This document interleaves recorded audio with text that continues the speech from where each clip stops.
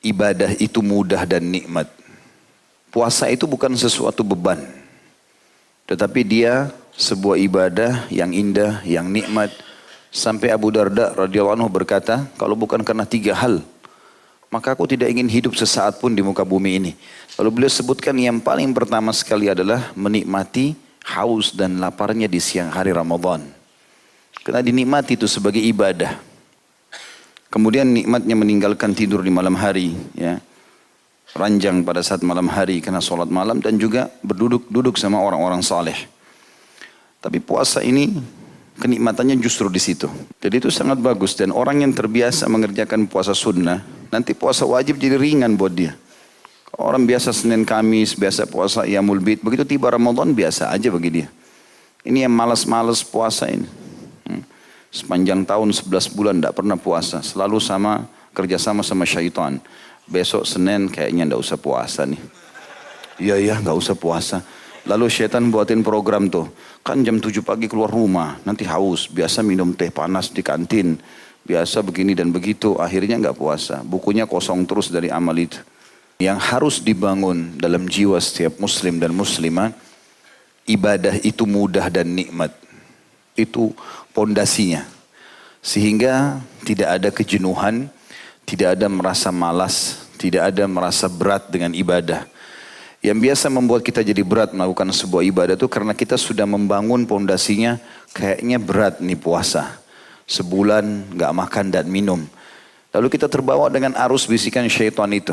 Padahal tidak makan, tidak minum hanya dari pagi sampai maghrib saja. Dari maghrib sampai subuh makan sampai capek. Puasa sangat berhubungan dengan masalah kesehatan.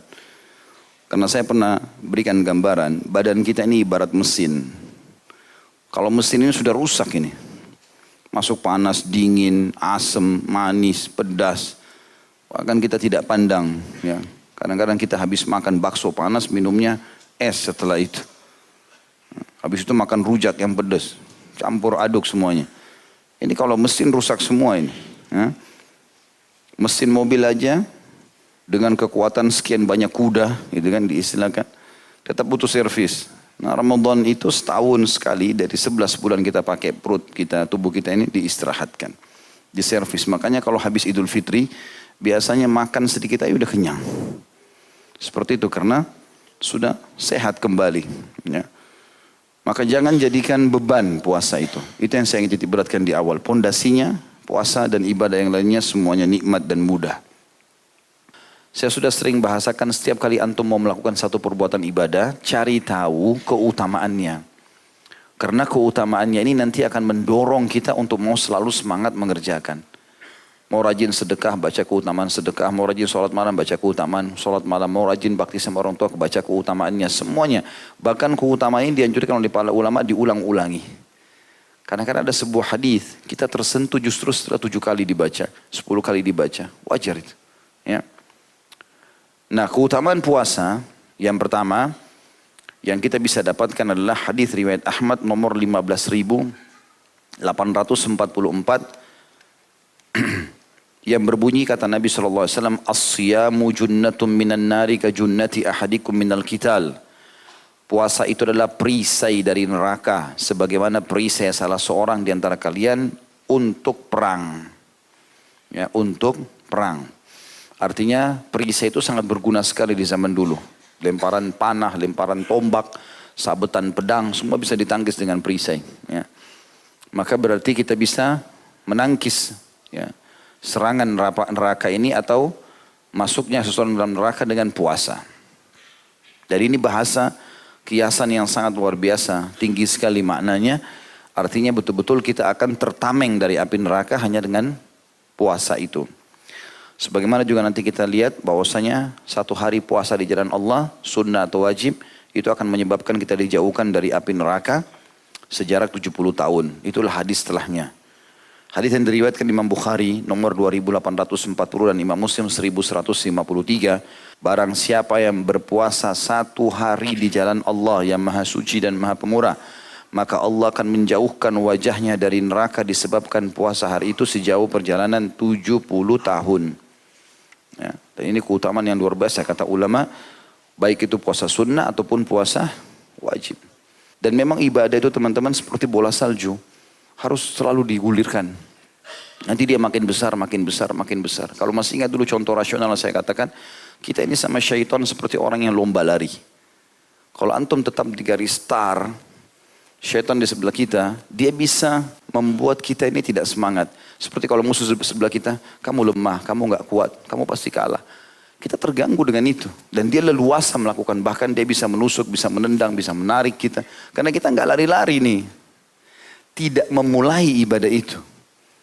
Kalau antum sudah mulai Senin, Kamis, puasa, sudah mulai masuk Ayyamul Bid, itu seperti orang yang sudah mulai lari. Musuh kita kalau dia tidak lari juga mengejar kita, dia nggak bakal dapat kita kan. Maka dia mulai berlari, tapi beda godaannya orang yang sedang berlari dengan orang yang diam di tempat. Kalau orang berlari, dia teriak, kadang-kadang kita dengar, kadang-kadang tidak. Bisa dia jangkau, bisa tidak. Kalau antum lebih cepat larinya, maka dia nggak bisa jangkau itu. Maka ibadah harus mulai dilakukan. Kalau enggak kapan? Kira-kira kapan antum memulai ini? Kalau bukan sekarang. Itu jadi sebuah poin penting. Mumpung masih muda, akhi dan ukhti. Mumpung masih sehat. Kecuali punya udzur syar'i berbeda. Ya. Kemudian juga yang ketiga adalah doa orang puasa diijabah. Apa yang dia sampaikan. Selama dia mulai menahan diri dari azan subuh sampai saat buka puasa. Di dalam hadis yang sahih riwayat Al-Hakim dan juga ini lafadznya Ibnu Majah riwayatkan di nomor 1753 kata baginda Nabi SAW, sesungguhnya orang yang berpuasa itu mempunyai doa yang tidak akan ditolak saat ia berbuka.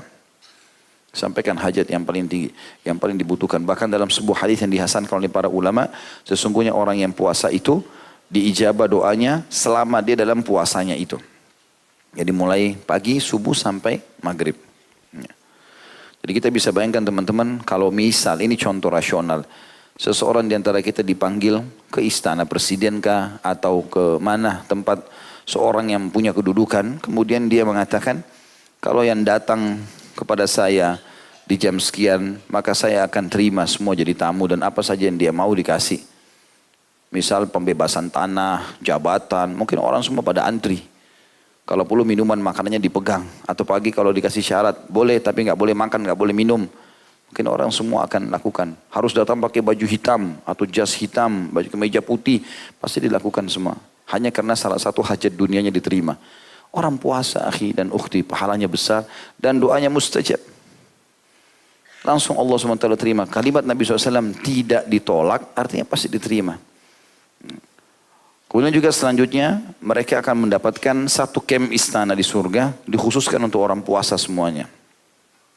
Sebagaimana dalam hadis Bukhari di nomor 1890 dan Imam Muslim juga menyebutkan di nomor 1152. Inna fil jannati baban yuqalu lahu ar-rayyan yadkhulu minhu as-sha'imuna yawmal qiyamah la yadkhulu minhu ahadun ghairuhum yuqalu ayna as-sha'imun fayaqumun la yadkhulu minhu ahadun ghairuhum fa idza dakhalu ughliq falam yadkhul minhu ahad.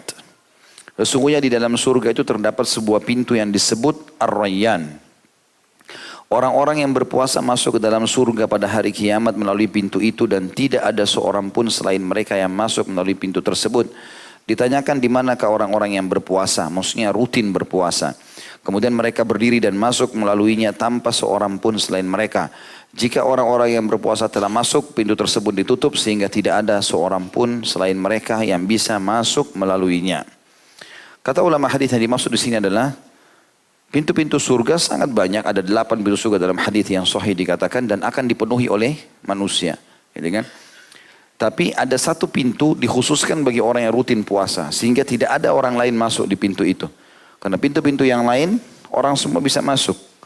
Di sini dikhususkan. Itu makna yang pertama. Makna yang kedua adalah, memang setiap muslim, ya, kalau dia mengerjakan semua jenis ibadah ini, maka dia bisa memiliki istana di setiap pintu gerbang itu.